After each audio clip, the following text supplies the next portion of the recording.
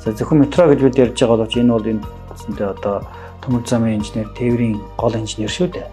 Аль тодорхой хөрвөн шилжих боломжтой юм чухал мэргэжил. Энэ хүүхдүүд бол аюул тийм азтай хүүхдүүд байгаа байхгүй юу? Өөрөөр хэлбэл Монгол улсад энэ төслүүдийн хууль эрх зүйн орчин чалга анхдагч болно.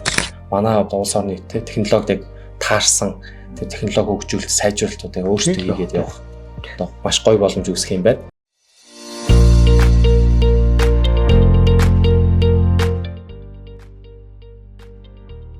Өнөөдөр Улаанбаатар метро төслийн хүрээнд болон одоо нийслэлийг сэргэжүүлж байгаа мега төслүүдийн хүрээнд боловсон хүчин бэлтгэх тал дээр манай шинжилгээ ухааны технологийн их сургуультайгаа хамтарч одоо өнгөрсөн 24 оны 10 сараас хойш одоо ингээм хамтын ажиллагаа эхлүүлээ явж байгаа. Эхний үр дүн болж орчин цагийн төмөр замын холбогдлолтой 4 одоо анги манай шинжилгээ ухааны технологийн их сургууль дээр нээгдээд эцэлтэй аваад эхэлж байгаа. Ухааны технологийн сургуулийн ректор Намнан Захирал, нийслэл Улаанбаатар хотын нэгдсэн төслийн удирдлагын газрын захирал Төвшин Жаагаал захирал хоёртойгоо эцэлт маань юу болж байна гэдэг нээлттэй ярилцъя гэдэг өнөөдөр шинжилгээ ухааны технологийн их сургууль дээр цуглаад байна. Өнөөдөр нийслэл Улаанбаатар хотын маань хамгийн тулгымдсан асуудлуудын нэг болоод байгаа.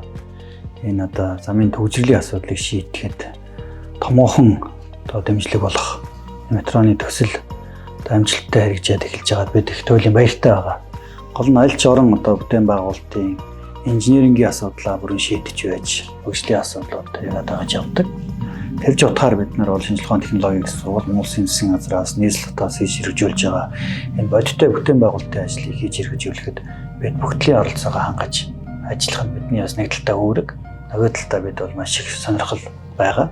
Шинжилгээ ухааны технологийн сургууль нийслэл засаг дарганы хамгийн газартайгаа Солонгос улсын хаалаа их сургуультай Дуухан инженеринг гэдэг энэ том компанитай бид бас хамтарсан гурвалсан гэрээнүүдийг байгуулж ажиллаж байна. 2023 онд Монгол Улсын засгийн газрын шийдвэр гарснаас хойш энэ үйл ажиллагаа бол их идэвхтэй хэрэгжиж бодиттой ажлуудын хугацаанд маш богино хугацаанд хийж хэрэгжиж явж байгаад бол үнэхээр баяртай байгаа. За өнөөдрийн байдлаар шинжилгээ ухааны технологийн сургуулийн хаалаа их сургуультай хамтраад бид намраас ингээд идэвхтэй ажилласны үр дүнд 4 чиглэлийн мэргэжлийн хөтөлбөрүүдэд боловсруулалт дуусаад яамаараа бас холбогдох шийдвэрүүдийг гаргуулад элстэй авах бэлэн болгосон. Энэний дагуу зараа хүргээд элстэй аваад явж байна. Тэгэхээр энэ метроны инженерийг бэлтгэхэд зөвхөн метро гэж бид ярьж байгаа боловч энэ бол энэ одоо төмөр замын инженер, тээврийн гол инженер шүү дээ. Аль тодорхой хөрвөн шилжих боломжтой юм чухал мэргэжил. Нэгсний одоо салбар дундын энэ мэргэжлүүдийн интеграц болсон юм чухал хөтөлбөр юм байна. Тэр утгаар одоо манай механик тээврийн сургууль дээр метроны одоо жолоодлого метроны механик инженер, хөдлөх хэрэгслийн инженерийн чиглэлээр мэргэжилтэнд бэлтгэхээр ингээд элстэй аваад явж байна. За манай барилгын сургууль дээр метроны барилга байгууламжийн инженер.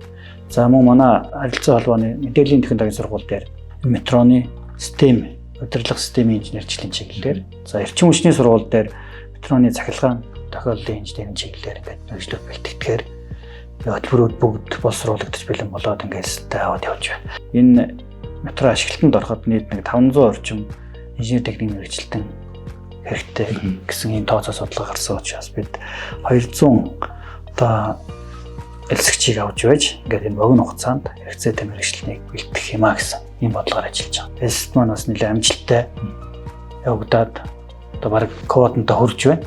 Гэтэ мэдээд одоо та бүхэн дэлхийд цөөн тооны одоо мэргэжлүүд үлдсэн байгаа.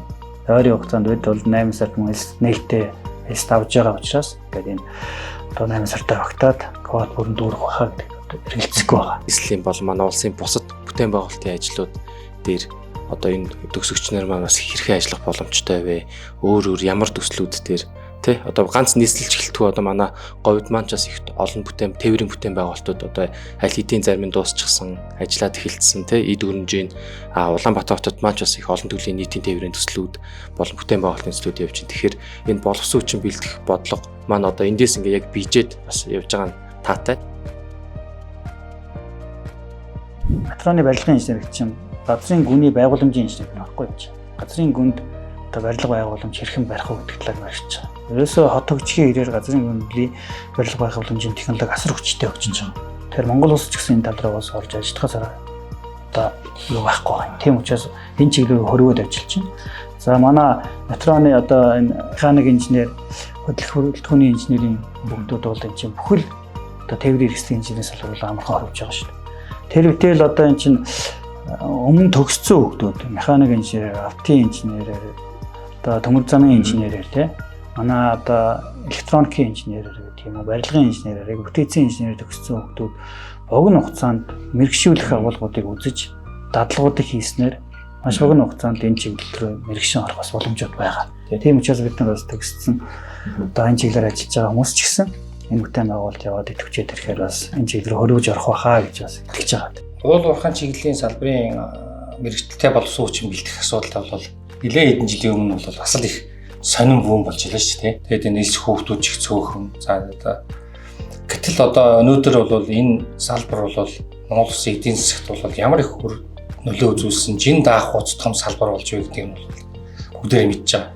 Тэр шиг яг нийслэлийн хэмжээнд за Монгол Улсын хэмжээнд хэрэгжиж байгаа 24 том мега төсөл байгаа. Үүний нэг нь бол Ялтч байна, метро төсөл. Энэ бол одоо Улаанбаатар хотын төвжирлийг бууруулах нэг зорилготой. Хоёрдугаарт бол агаарын бохирт, гуравдугаарт бол мөнгөөр үнэлж болохгүй иргэдийн ая тухтай аж аргалтай нийслэлийн иргэд амьдрахын орчин бүрдүүлэх үүрэг нь бол төрсөд өөрт нь байгаа байхгүй. Энийг хэрэгжүүлэхэд бол энэ метро төсөл бол зайлшгүй хэрэгтэй. Нэгдсэн төслийн удирдлагын газар дээр хэд хэдэн гол чухал төсөл явж байна. Өөрөөр хэлбэл олон төрөлт тээврийг хөгжүүлэх гэдэг Монгол Улсын засгийн газрын шин сэргэлтийн бодлого туссан дагуу агаарын одоо дүүжин тээврийн асуудал явж байна. За дээр нь Таранбай метро мэдээ төмөр зам бол ингээд явцсан байна. Энэ хүүхдүүд бол аюул тийм азтай хүүхдүүд байгаа байхгүй юу. Өөрөөр хэлбэл Монгол улсад энэ төслүүдийн хууль эрх зүйн орчин чалга анхдагч болно гэсэн үг тийм ээ. Нөгөө ярьдаг ч дугаар орны Дулмаа аймаг гэдэг шиг. Тэр Дулмаа аймагийн ач одоо нэг хэрэг ингээд сонгоод ороод ирвэл тэр хүн одоо Монгол улстай хэрэгтэй том бүтээн байгуулалтын төслийн анхдагч боловсон хүчин болох. Тэгээд энэ хүүхдийн өөрийнх нь ирээдүй бол маш тодорхой харагдчихэ. Өөрөөр хэлбэл мэрэгчлээ боловсон хүчин болох нь ажлын байр нь тодорхой байх нь байна. Ажлын байр тодорхой гэдэг бол амьдралын их усүр тодорхой бүх юм тодорхой. Тэгэхээр энэ олон нийслэлээр хэрэгжиж байгаа энэ төслүүд рүү аль руу ч одоо ингээд сая хөрвж ажиллах боломжтой боловсон хүчин бэлтгэж байгаа. Тэгэхээр би бол энэ дээр юу хэлэхээр оюутан залуучууд одоо манай аав ээж нар ах эгч нар хүүхдүүдээ бол энэ улсын орныхоо харж яваа том мега төслүүд рүү хүүхдэд чиглүүлж хүүхдийнхээ ирээдүйг зөв залгахт бол мэдээж өнөөдрийн ярилц тодорхой төвшөнд бас нөлөө үзүүлэх байх гэж бодож байгаа. Тэр утгаараа бас шүтээс дээрээ бид ирээд энэ ярилцыг явж байгааг нэг ач холбогдол нь бол эндээ байгаа. Хоёр дахь нь бол бүгд найрамд Солонгос улсын хаалаа их сургуультай хамтран ажиллах гэрээ байгуулсан. Бас гэрээнийхээ хэрэгжилтийг хэдүүлээ бас дүгнээд үнэлээд цаашдаа яавал энэ ач холбогдолтой болох уу? Оюутнуудаа өшөө илүү яаж сургаж одоо нийгмийн баталгааг нь хангах уу? Сонирхлын татах уу бас тийм ээ. Энэ бол бас бидний тийм зорж байгаа хамтын ажиллагааны гэрээний хүрээнд хийгдэж байгаа ажиллаа гэж ойлгож байгаа. Нийслэлийн засаг даргын тамирын газар болон одоо шинжилгээ ухааны технологийн их сургууль маань одоо өнгөрсөн жил 24 оны 10 сараас одоо ингээм хамтын ажиллагаа санал жижигүүдэд байгуулад эхэлсэн. Боловсон хүчин одоо бэлтгэхтэй энэ нийслэл хот шүтээс хоёр маань бол одоо анх удаа нэгэн том далайцтай хамтарч ажиллаж байгаа байх. Тэгэхээр энэ дээр за өнөөдөр хүртэл ямар хуу ажлууд хийгдэж байна вэ? Багш нараа бэлдэх хамгийн чухал асуудал байгаа мэдээж. Энэ төсөл маань бол гол нь цогц явж байгаа нэг чухал. Одоо бид нар ч бүтээн байгуулалтын ажлыг хийждэг. Тэрийг чинь хэн цаашаа хөгжүүлж авч явах уу? Монгол улсад хийж байгаа бүтээн байгуулалт болгоныг авч явах, хийж хэрэгжүүлэх. Тэдний аюулгүй байдлыг хангаж тэрэн дээр хөгжүүлэлт хийж авч явах юм тухайн улсын одоо өргөл байдаг. Тийм учраас энийг давхар хүнээ бодолцохгүй бол бид нар бүтээн байгуулалт хийждэг. Тэрийг эвдэрлээ янз бүрийн асуудал үүслэхэд дахиад нэг гадны хүнээ дууд бүгэн зардал шүү дээ. Тэгэхээр зэрэгцүүлээд одоо хүнээ бэлдэнэ гэдэг хамгийн чухал асуудал. Тэгэхээр энэ дээр бол нийслэл маань бас сайхан дэмжиж манай их сургуулийн одоо 8 багш өнгөрсөн 3 сарын сүүлд Солонгосын хаалаа их сургууль дээр одоо яг энэ метроныхаа чиглэлээр мэрэгшиж байна. Сургалтанд хамрагдаж байна, онлайн сургалтанд. За маань дэлхийн тэргүүлэхийн тухай компани дээр дадлага хийж байна. Хаалаа их сургууль дээр дадлага практикуд хийж байна. Энэ жилийн эксперт мэрэгчлэнгүүдтэй хамтран ажиллаж байна. Ингээд хэдэн маань 6 сар ингээд мэрэгчлээ дэвшлүүлээд ирэхээр метроны одоо энэ хэлсэн оюутнуудыг цаашаа өндөр түвшний инженер мэрэгчлэн болгоход одоо хувь нэмрээ оруулах учиртай. Тийм учраас бид бол бүрэн итгэлтэй байгаа. Эдгээр багш нар амжилттай суралцж байгаа мэдээллийг бид нар байнга авч байгаа. Сургууль руугаа байнга суралцж байгаа 8 багш бол мэдээллүүдээ өгж байгаа. Ийм түвшинд ингэ суралцж ийм мэдээллийг авч байна гэдгийг. Яг хэлсэн суралцж байгаа оюутнууд маань бол суур осго оноо 490 ононоос дээш оноо авсан хүүхдүүдийг бид одоо үнэхээр сонирхолтой хүүхдүүдийг авч байгаа. Тэгэхээр одоо чин сэтгэлтэй, тухайн мэрэгчлээ бас хүсэл сонирхолтой байх хэрэгтэй байгаа хүүхдүүд. Тийм бол бид нар босгоно хангасан хүүхдүүдийг авч байгаа. Тийм учраас 490-ээс дээш босгоно хангасан хүүхдүүд бол бас өсөлтөө одоо нэмж гарах зөвхөн ковод байна гэж төвлөсөн тийм ээ. Та охин бол энэ дээр өсөлтөө гаргаарай. Бид бол богино хугацаанд асуудлыг шийдвэн. За эдгээр хүүхдүүд маань 2 жил шинжилгээ ухааны технологийн их сургуульд сураад тэгээ үлдсэн 2 жил нь хаалаа их сургууль дээр шилдэн суралцаж мэргэжлийн хичээлүүдээ үзээд ингээд төгсөн. Тэгэхдээ 2 их сургуулийн дипломыг гартаж авна. 2 их сургууль төгсөн. 2 улсын дипломтой болно. За төвчөө захирлаас нэмж суухад нийслэл Улаанбаатар хотын зүгээс яг ямархуу дэмжлэг одоо хамтын ажиллагааг ирээдүйд төлөвлөж одоо бодож байгаа вэ? За хоёрт нь бас энэ хүүхдүүд маань ингээд 2-ын 2 хөтөлбөрөөр сурахад одоо өөр хувийн хүүхдэд өөрсдөд ямар давуу талууд үздэг вэ? Бас ирээдүйд бүгдээрээ чадвартай боловсруулж болохыг зорж байгаа. Тэгэхээр энэ дээр зур энгийн хөтөлбөрөөс илүү юм тусгай одоо тий хоттойгоо хамтраад хийж байгаа тусгай хөтөлбөрт хамрагдсанаас боломжит давуу талууд нь юу байх вэ? Миний харж байгаагаар бол нэг 4 жилийн дараа бол тэр хүн бол хангалттай бэлтгэгдсэн боловсруулагч болно. Энэ үед бол манай барилга хөсөлтийн ажил төслийн явц бол эд өрнж байна. За тэгээд бид хэд тооцоолж байгаагаар 2030 он гэхэд бол бид төслийн амжилттай дуусгаж эхлүүлнэ гэсэн юм төлөвлөгөөтэй явж байгаа. Яг энэ төлөвлөгөө график бол өнөөдөр төлөвлөгөөнийхөө дагуу явж байгаа. Төслүүд бол амжилттай төлөвлөх ёстой. Төлөвлөсөн төлөвлөгөө графикаа бол барьж ажиллах ёстой. Тэгжээж төслүүд бол амжилттай дуусдаг.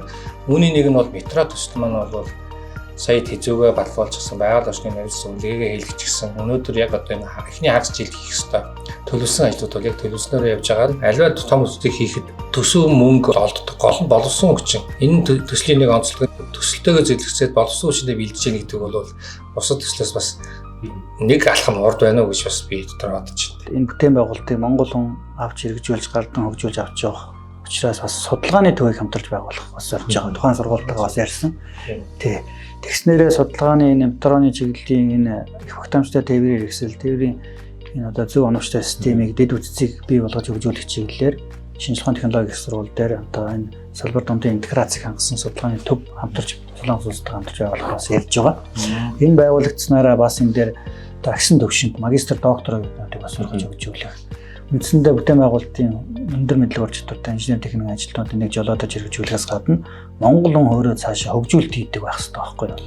Бид өөрөө бүтээгч үндэстэн болж өгч гэсэн. Тэгж байж л бид одоо улс орондоо өрсөлдөх юм байна. Тэрний суралцж байгаа тэр суралцагчдын судалгааны ажил сэдв диплом бол яг энэ бүтээн байгуулалтын салбартайгаа уялдаж хийгддэг.